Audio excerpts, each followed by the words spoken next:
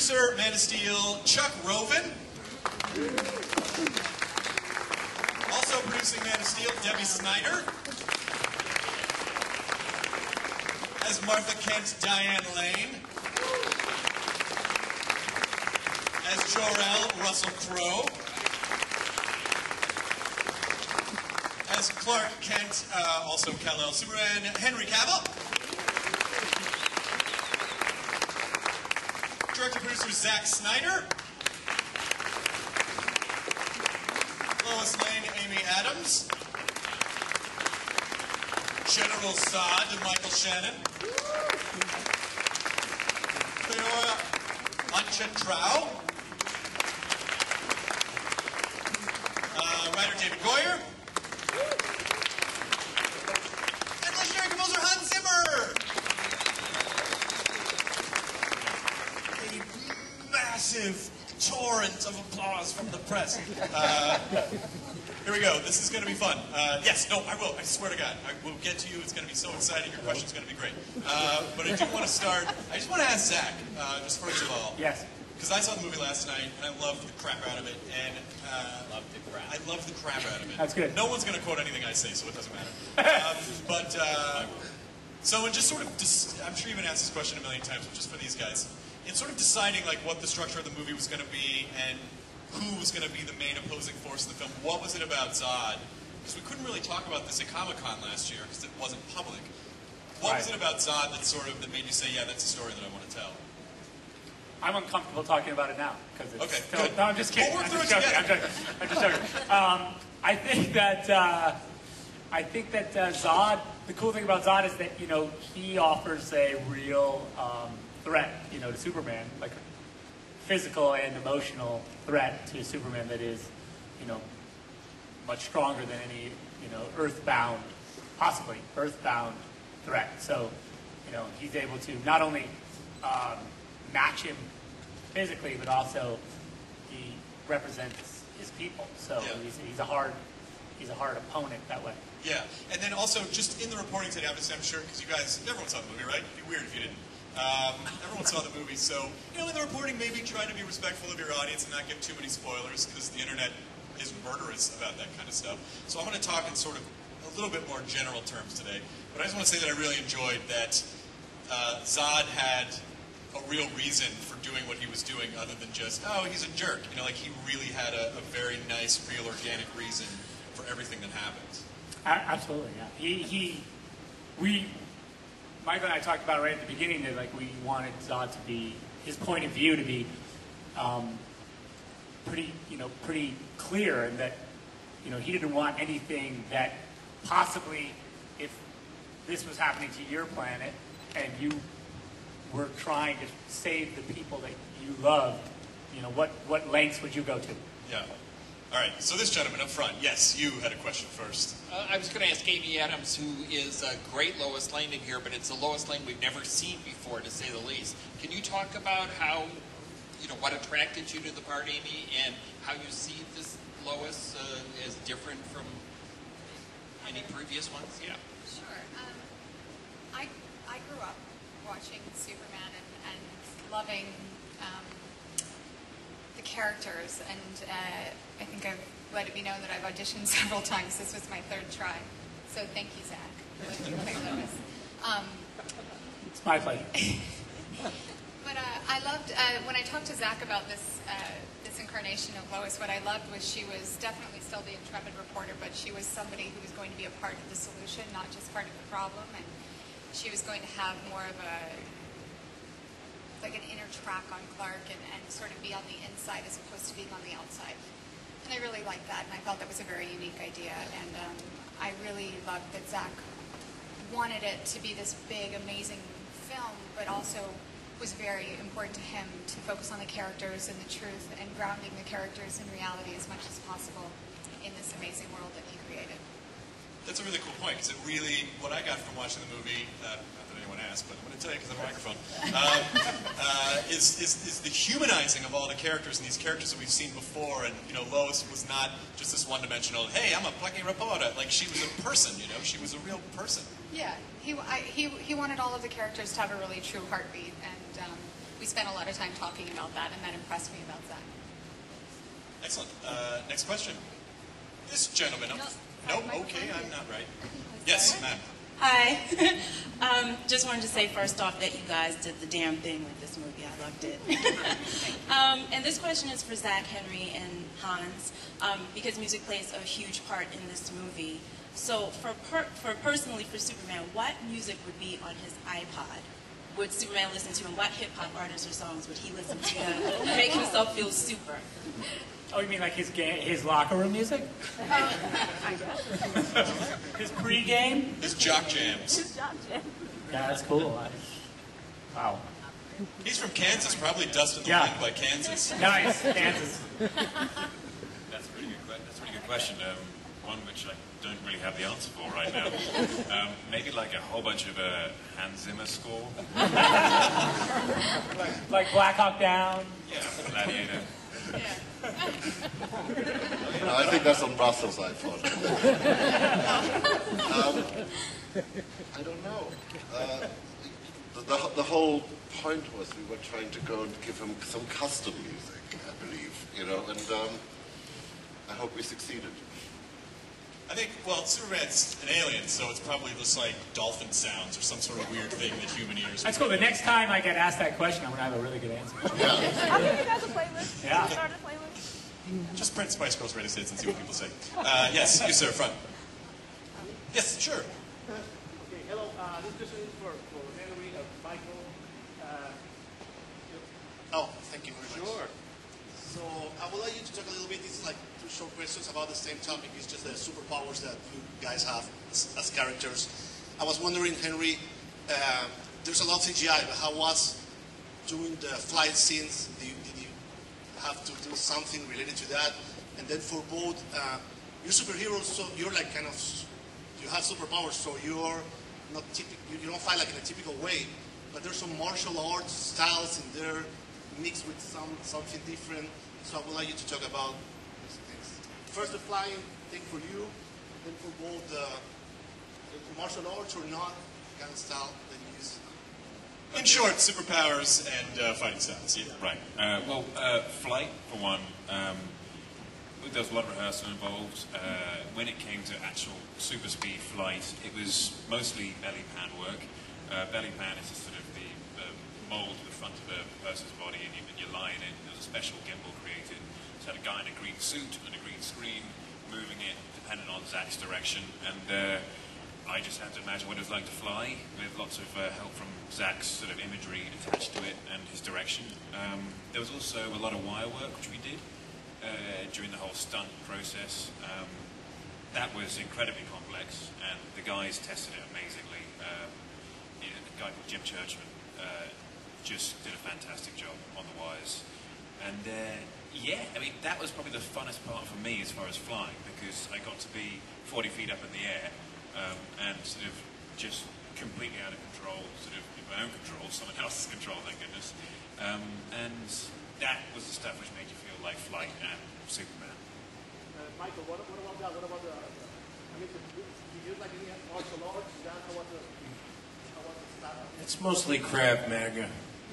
No, I think the important thing to remember is on Krypton, Zod does not have any superpowers. He's just a general. He's been training for a long time, whooping butt for a long time there on Krypton, and then he comes to Earth, and he goes through a similar thing that Kal-El goes through when he comes to Earth. It's basically just acclimatizing to the environment. So, but yeah, I mean, Zod's been doing those moves since he was a little boy, probably. What about you, Anjit? Just in terms of, have you ever done a movie with heavy fighting sequences before? No, never before. That was probably the biggest movie I've done when it comes to action sequences. But yeah, it's almost like sort of like a dance. It's been choreographed like pretty much in any detail, and you rehearse this for hours and weeks and months, and then you stand in front of a camera, and it's quite amazing when everything comes together, the costume, makeup, and yeah, it's been an amazing moment. Well, you were great in the movie, and I think now... Thank you very much. Hey, I got to see more of that lady.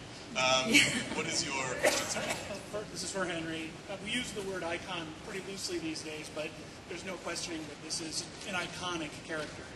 Can you talk about, did you feel any sort of like responsibility playing Superman, and how did you find your way into the icon?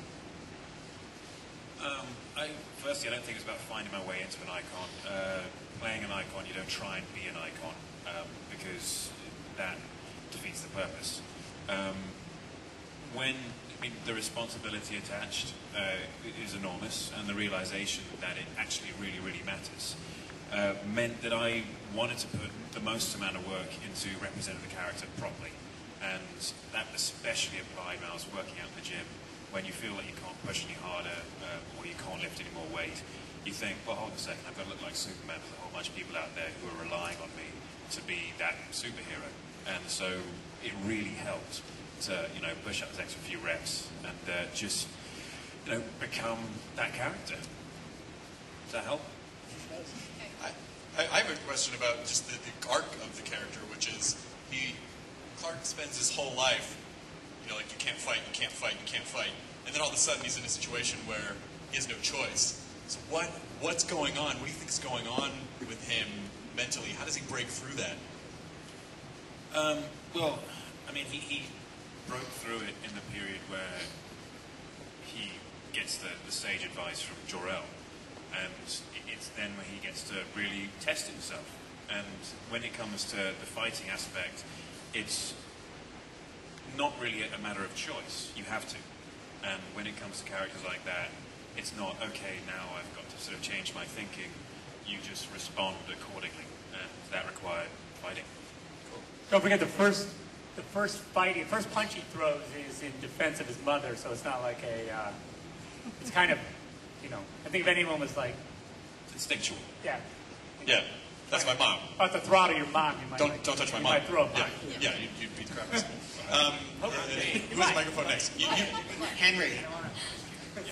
Question for Henry. I don't think we've ever seen Kal-El or Clark this conflicted about his existential and who he is. Were any classic Superman materials helpful in exploring that? And I also wanted to ask Amy, I know your daughter's only 3, but what's a bigger deal to her, Superman or the Muppets? Mine's a quick answer. That would be, well, I don't know. She really liked Henry in the suit, I have to say. She did try to give him a little cheeky grab, which was very funny. She wanted to touch the suit, and she just happened to be at rear end height. She's going to kill me when she's older. So she reached out and gave it a little touch. But she's really into Miss Piggy right now. She just saw me party for the first time. So today she asked me if I was going to work with Miss Piggy. So yeah. I would say Muppets, but it's probably she's on the fence. Classic Superman material. As far as the conflict that he went through, or the journey, it wasn't about classic Superman material. There's a lot of different. Yeah, I know. Silence. And here comes the heat. Get ready to sweat, people. When you see Clark traveling through the world, trying to work out, what and who and why he is. I didn't go to source material for that. I just I applied my own life to it. As actors, it's quite a lonely existence, unless you have someone traveling with you the entire time. You spend a lot of time by yourself, and you meet new people, you make temporary family, you love them, and then you never see them again, potentially, apart from the odd press conference. And you just apply that to the character, and that's exactly what he experiences, is new groups of people constantly, and then disappearing and having to introduce himself to these other people and prove to them that he's a nice guy and he does tries to do the right stuff, and then all of a sudden he disappears again. And so it's just that lonely aspect which I apply to it, as opposed to any classic Superman material. I have a question for Russell, if that's okay. JOR-EL Actually, question. mate, I've got a question for Chuck. Sure. This is a really important question, Chuck, and I hope that you can give me some sort of guidance here, because children across America, but particularly my children in Australia, need to know when the JOR-EL Lego minifigure will be available. And that is the question on everyone's mind at this point. That's what you were going to ask. That was my next question, is when about the minifigs? Chuck? The world is watching. I hate to let you down about this, but I actually don't have that date, although I know it is imminent. Just make it up. Just go July 7th. No one's going to check. Like a Happy Meal thing. But just in terms of JOR-EL's involvement in the movie, You seen your minifigure, Mike? No.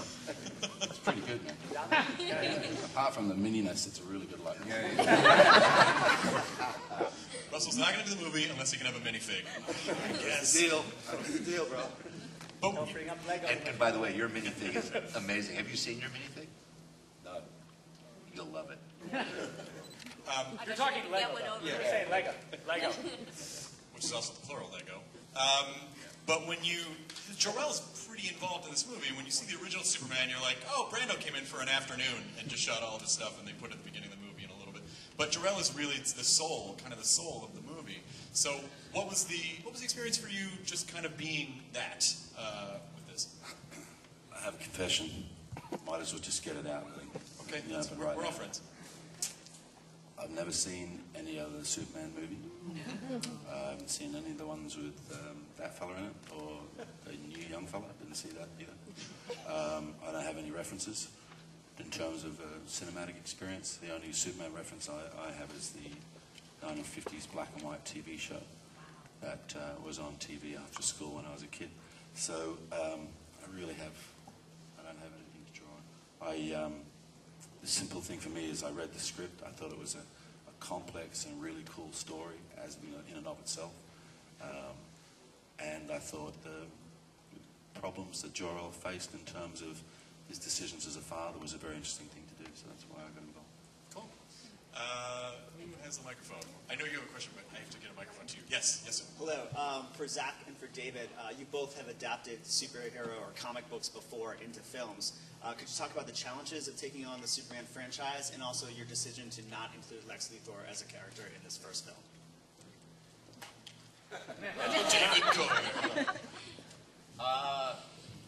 Look, it's a huge challenge. I remember, 5 or 6 years ago, someone asking me at a Batman junket whether or not I'd ever want to do Superman. And at the time, I said no.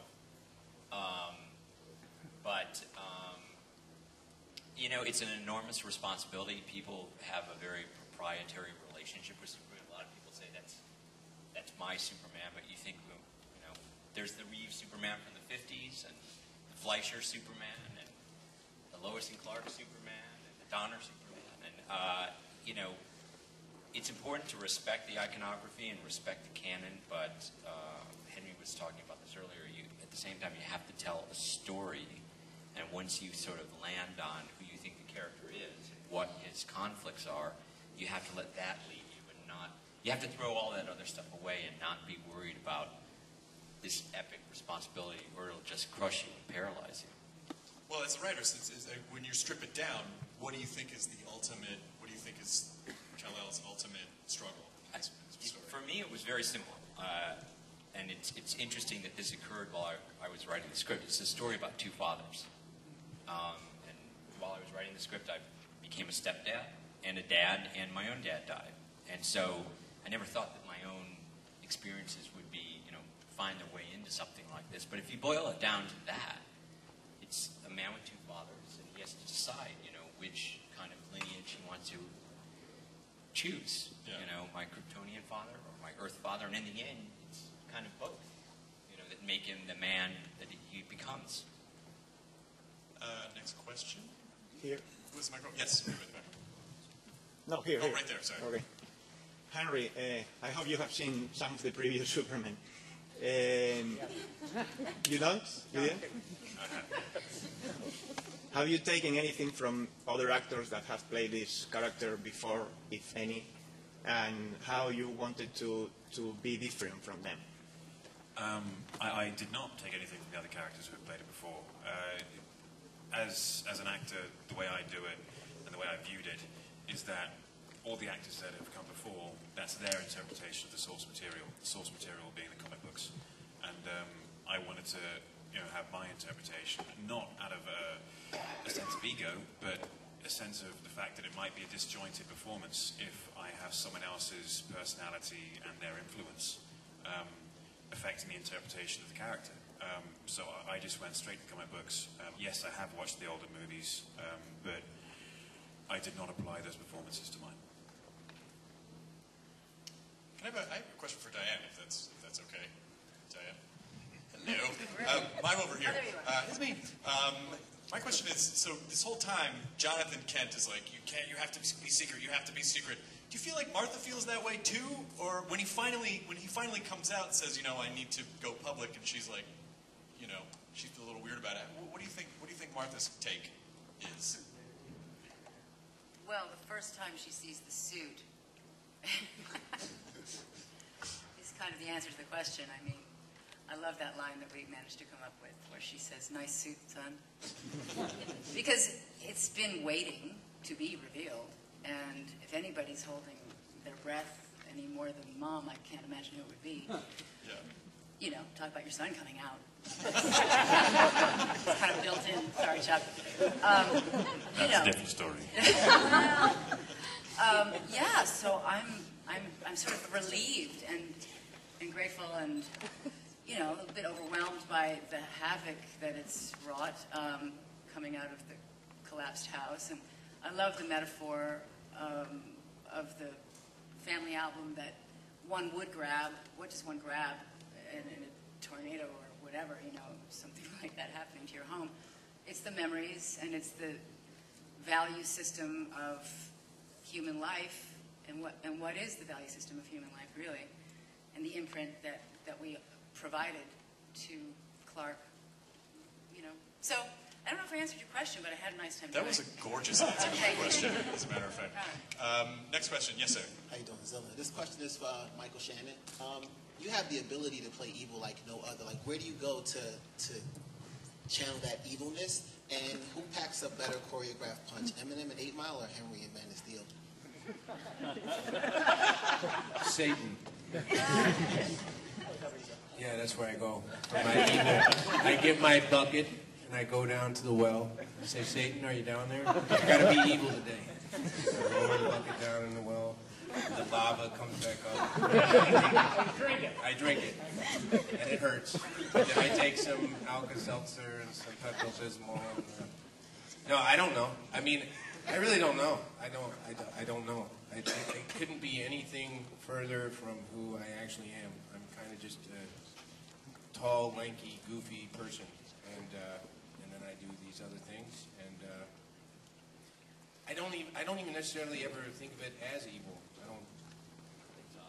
Yeah, I mean, I keep racking my brain. I'm like, is my guy in 8 Mile evil? Why does people say I'm evil? I don't get it. It's like where people say, Van Alden, he's so evil. I'm like, look at all the other men on Boardwalk Empire. Let's line them all up, shoulder to shoulder. Now, you're telling me that Van Alden is the most evil person in this television? So I don't really know. In terms of choreographed punch, it's no secret, I don't think to anybody in this room, that I'm much stronger than Henry is. So, there were a lot of ice packs, I think, back at the hotel for Henry. I was half hoping you were just going to say the same thing. What about you and Russell? What? What about you and Russell? Oh. No, Russell, You guys didn't have Russell superpowers, Russell really kicks my butt in this movie. Yeah. I mean, he's the gladiator. What are you going to do? Oh, and then 8 Mile. Oh, that fight. Wow. What a walk down memory lane. That's more just like a kind of awkward fight, really. I mean, that's that kind of awkward fight you have when you just had sex with some dude's mom.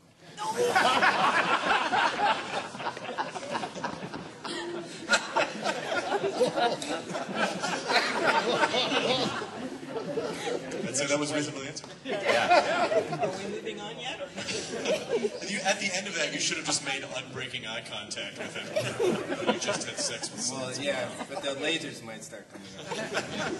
Who has the microphone? I do. Oh, yes, you, ma'am. Hi, for Russell and Diane. You play such convincing and really heartfelt parents in this different, places, different times. But what did you go to within each of you, your own parental skills, your own feelings about your children, to get to that point? Because I really felt it from both of you, the love and the care and the concern for Clark.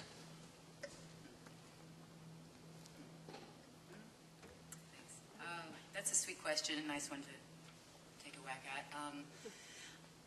Well, I think in some ways you answered it really well because it's a hybrid of many things, but certainly once you're a parent, it informs everything you do. And this is such a unique scenario, having an alien come into your barn and raise it, and happens to be a very beautiful human specimen that actually is got a lot of other things going on. And, the challenge and the backstory that Zach and Kevin and I really enjoyed discussing, which was not part of the script, is imagining what it would be like to temper a young person's attitude adjustment that's required in the rearing of children when they have the powers that Clark has. So, it was fun having those conversations, and you can fill in the blanks, and maybe there'll be some funny ones written for future story plots. But I feel that the love that one has for once you fall in love with a being that needs you, you imprint and you want it to represent your belief system. And how does that manifest? And what is sacred to you? And that winds up being conveyed eventually when you're not even there to see it. That's the hope of parenthood. So, A for effort, and You got a couple. there you go.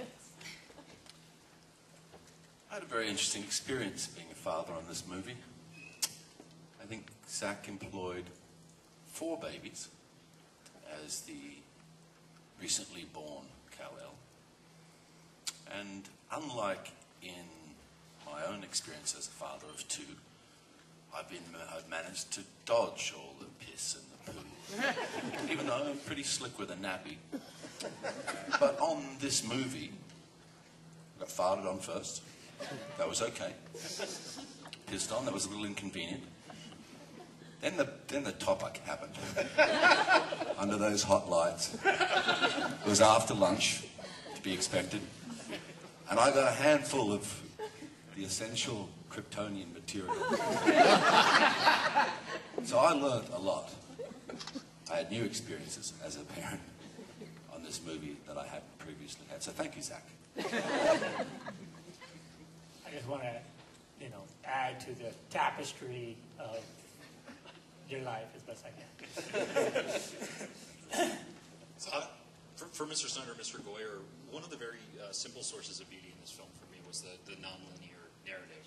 I'm curious if you could talk about when that came across and how you decided to go that route.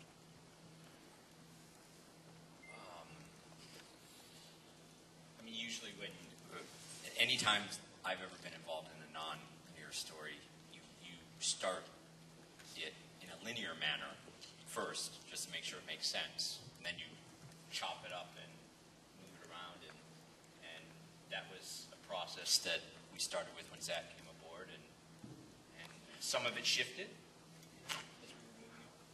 Yeah, I think that it's a cool way to, you're with Clark and he's making his way, and you're sort of getting these cool little insights into the why of him, and I think it's just fun to do it in a way that, rather than when he's facing a decision, you get to see the why of what made him make those decisions, and sort of presenting it in that way, I think, allows to keep the momentum of the story going, and it also, you get an insight into, the man, I think in a way that is interesting, and it serves the movie in a really fun way too, I think. And also I think it was arresting to go from the craft impacting in Kansas to boom, 33 years later, and he's on a crab boat, and just sort of, playing with people's expectations, I guess. Sure. I want to throw a question at Debbie and Chuck, which is, so just talking before about babies, this movie was basically your guys' baby. So how do you bring something of this magnitude, with 75 years behind, how do you bring this to life, and how do you maintain it and make sure that you stay true to the vision that you guys have for her? Well, I think when you start thinking about the magnitude of who this character is and how big it is and how big the responsibility is, you could really get yourself like paralyzed. So what you have to do is just break it down piece by piece and just look at it as the process. I mean, first it was getting the story right. And, you know, at its core, I think Superman has been around for 75 years because of the story. And then it's just about, you know, day to day, seeing what task is at hand and, you know, choosing the right people to bring Zach's vision of it, you know, to life. And, you know, casting these wonderful people, the right people to bring these characters, to make them alive. You know, choosing the right composer to make the music as powerful and moving as it should be. And I think you just have to look at it day by day and piece by piece. Obviously, a lot of what Debbie says holds true for me as well.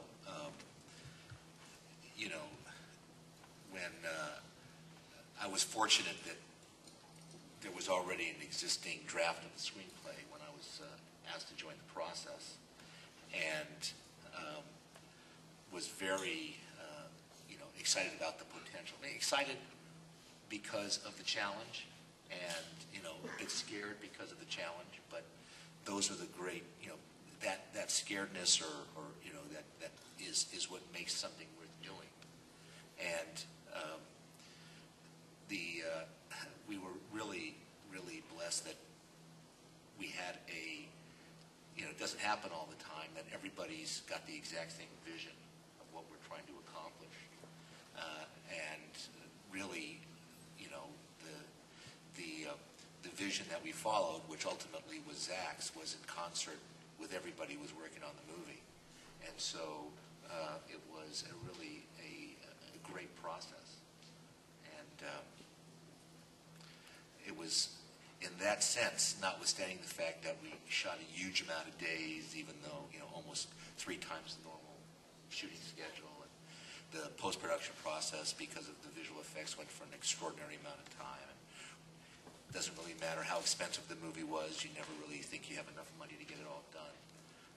It was still one of the most pleasurable experiences that I've had, because there was never any doubt that we were all pulling in exactly the same direction. Do you ever look at stuff in the script and you go, I don't know how we're going to be able to pull this off, and then you figure it out and you're like, I cannot believe we were able to pull that off? All the time. Well, I think the visual effects, I think just the action sequences and the fighting and flying that Zach had envisioned and had been working on with DJ, our visual effects supervisor, and Damon, our fight choreographer and stunt coordinator, they were so challenging, and it was pushing the limits. I think it built on things that we had done in the past, but it definitely pushed them further. And you do have to have this leap of faith, because you set out to have this plan of how it's going to be done, and you're moving forward with this plan, but you don't exactly know how it's going to end up in the end, and you're just relying on all these, you know, amazing artists and visual effects houses to, like, pull through, and you have faith in them too. Great. Yes. Henry, I'm wondering if you can settle the internet debate as to how Superman does shave. Will there be some kryptonite nair maybe in the next one, take care of the chest? And on a more serious note, I love the idea of you got to give him hope, which was obviously Harvey Milk's mantra, and I think that's really important for a character that kind of speaks to those who feel like they're outsiders. So can we talk about some shaving and then a little deeper after that? Henry, have you seen the I have, yeah. I think some things better remain a mystery. What would people do otherwise, apart from talk about it? What was the question exactly about hope? You have the expression that I think JOR-EL says, you have to give them hope. And Harvey Milk's expression, his mantra was, you got to give them hope, you got to give them hope. And I feel like for a character like Superman kind of speaks to the outsider, speaks to the kid who doesn't really fit in, the one who's being picked on for whatever reason. And I really appreciated that kind of connection. I don't think he necessarily speaks to the outsider alone. He speaks to everyone. Or that ideal speaks to everyone. We all need hope, no matter what century we're in, whatever state of life we're in, whether whether we're going through tragedy or not. It's just hope that everything will be okay. And if it is tragedy and there's a disaster happening, hope that we can overcome it. I don't think it's solely for those who are outsiders and those who are alone. It's for everyone. That is a cool point, though, because that's the first sort of cinematic portrayal of Superman where you're like, oh yeah, he doesn't fit in. It weirds him out that he doesn't fit in, and he kind of doesn't want it. And so watching that struggle was really great, because it just, again, he's not a human, but you connect with him on a human level because of that. Yeah, because you think that Superman, in your mind, you're like, oh, well, everything's going to be great because he can fly. And, right. That's awesome. But then you're like, wait a minute. It He's also got- makes you different. Yeah. And that's... And then later he has the biggest coming out story ever. Right. Superman's Super got subtle. feelings. Yes, sir. Yes. Hi, everybody. Terrific film. I will go back to see it again. Somebody mentioned earlier that there was no mention of Lex Luthor. I'm pretty sure I saw a pretty strong Lex Luthor reference. Well, I think that what we were going to say, what I was going to say about Lex Luthor was that, because there's a kryptonite question, too, that floats around the Lex Luthor question. And I said, someone asked me, like, well, there's no kryptonite, no Lex Luthor. I said, well, okay, within the parameters of this story, there's no kryptonite or Lex Luthor, but that's not to say that... A funny little rip. No, We won't reveal it. they don't exist in the world. That's another question. That's an entirely different question. Thank you. My question is this. We keep hearing the term Zach's vision. I'm really curious. We've been hearing about this movie for a long time. You've been wanting to do it. What were the magic words you said to get this gig? What was your vision that you sold? What happened? Get it made. Oh, kickback, I think was the word. How did you present it? I don't know. I think that, my first, Debbie and I went and had lunch with Chris and Emma, and we talked about this Superman project. I remember actually the first time when we were setting the meeting, it was like, hey, you guys want to have lunch? And if we talk about Superman, is that weird? And we thought, okay, no, Superman's cool. I mean, I was worried about Superman, honestly, as a project, just because it's a thing I was interested in, but then on the other hand was scared of, because Superman is Superman, and it's a lot of. It seemed at the time like a lot of work to make work. Though I will say that when I read David's script, and after talking to Chris, I will say that sort of I think it was, there was no fear in the script, in the idea.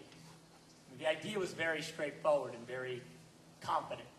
And I think that's what gave me this feeling of confidence that I felt like I could, okay, there is a thing in there to make cool. There is a thing in there that I'm interested in, and maybe I need to just let go of the fear of this icon that, because I do like Superman as a character, and I have followed him throughout the years, and the fear for me was that, could I honor what he's been, or what he has the potential to be, maybe. And, I think David did an amazing job with the script, and that was in there. We just had to go after it. And so I think the vision was just, this sort of unapologetic Superman movie that we wanted to make that we didn't need to, I felt like in the recent past, people have been apologizing for Superman a little bit, for his costume, for his origins, for his, I don't know, the way he fits into society. And we really wanted to just say, no, this is the mythology, this is how it is, and it's supposed to be this way. And I think that's kind of the movie we made. We wanted to, enshrine him where he belongs. And whether or not that's, making it too important, I don't know. But it was the way we wanted to do it, so it was fun. It was fun to do. I think we have time for one more question. So it better be good. on this film is so terrific, and I love the film, and I wondered if you, Zach, and Thank you. Hans I worked on it really hard. No, I could didn't. talk about your collaboration, how you came up with the score. Exactly. I brought a guitar one day, and then I broke it because I can't play a guitar. No, Hans. The only thing I'll say before I let Hans talk is that before we began working on the music, I got questions about the music. You know, like from early, once we announced that we were going to make the movie, you know, you get on the phone and you think you're going to talk about, oh, you're making a Superman movie, that's great. You know, what's your take, blah, blah, blah. It was, are you going to use the music from the other film, from the John Williams score? I was like, oh, God, we haven't shot a frame of film. I don't know that.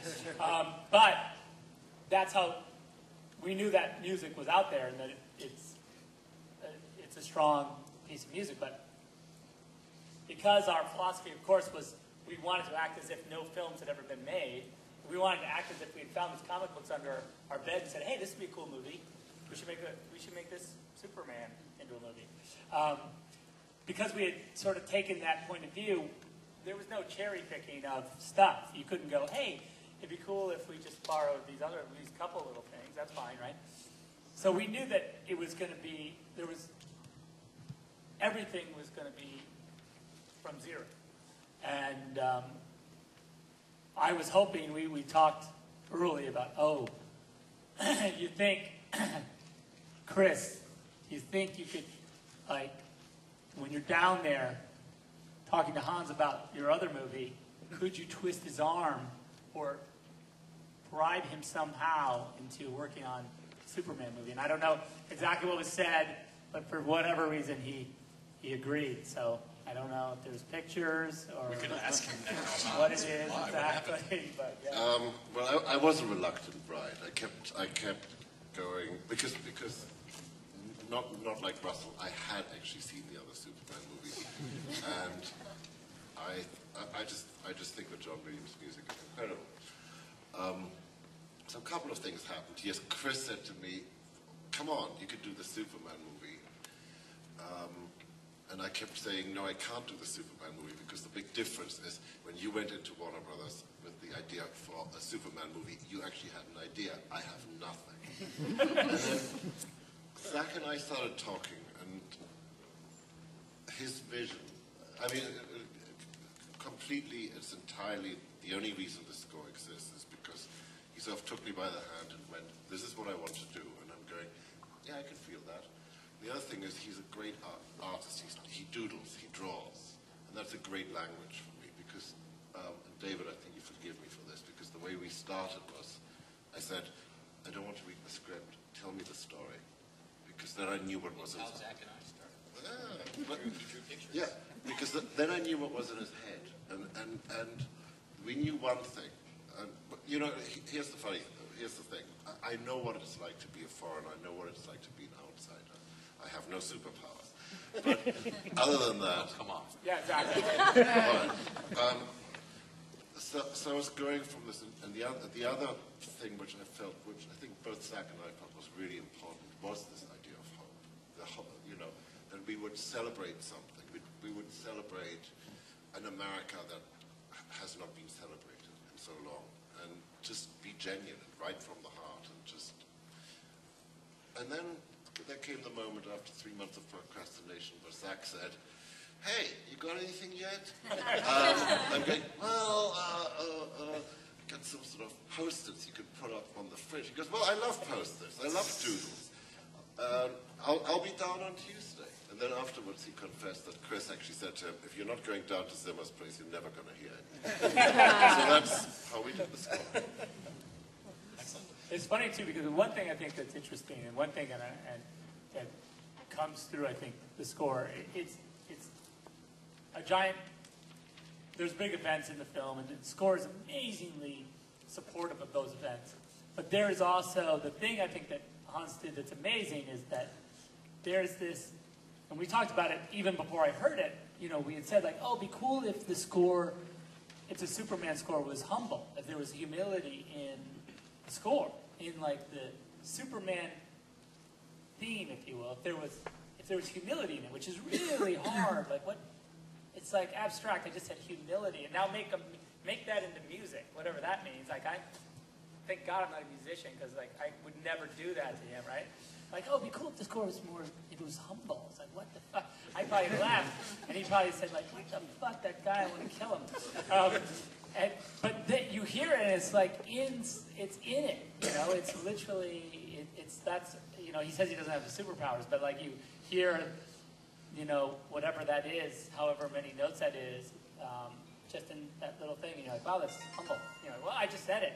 You know, it's like you somehow that happened, you know, in musically. I don't know. Anyway, I have a lot to be humble about, and it's me playing the piano, and one of the things I really have to be humble about is my piano playing. and it's sort of weird, because all these great pianists were trying to play this tune, and they just didn't sound right.